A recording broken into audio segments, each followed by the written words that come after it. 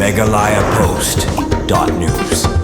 Wala kilai teli kisang san perthai bapau ha kejelam bakantub ya ke NPP VPP bat ke Kongres kila daban Pynbna Kyrtong jong Kyrtong ban ya aireng hagani ke MP election Shiteng Samoi kabade hadian ke jingkla no jong Dr. ECI singkon kumu MP ke VPP na Shillong Parliamentary Constituency henrei na kaliang ke parti BJP ha kejela Haduh menta kampat syamla Pynbna ke Kyrtong da ke bapen pa ba ke parti kan Pynbna tat Haduh ba ke election commission ke India kan Pynbna ke Tarik jong ke election ya kani lapen pa do spokesperson ke BJP ba Karkrang haba keran sekila petai kubur mentaka sengi hanong ba shillong ka parti BJP kan Pynbna be yau Kyrtong ka parti Haduh bela Pynbna ka Tarik jong ka election da ka election commission ka India ong ba Karkrang da ka bapen kraw ka parti ka jutrikam kumba ka jutrikam balha ka election bela dabru ka parti ka Pynbna tat Haduh bela tim ya ka Tarik jong ka election laban rap uba Karkrang komban penpa ki parti ki bala Pynbna ya ki Kyrtong ki kentup ya ka NPP bela penskam yu Dr. DRL Nonglan presiden ka Kasi Auto Society bar Profesor Kenehu ka parti VPP yau Profesor Batskam Merbo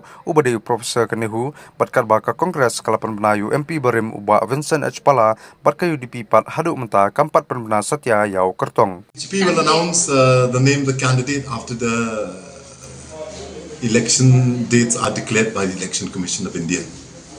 And that is how the party functions. You have seen the last MLA elections also. They had waited till the elections are declared. So that is how the party functions. So I think so we'll have to be patient and wait for that. MeghalayaPost.news.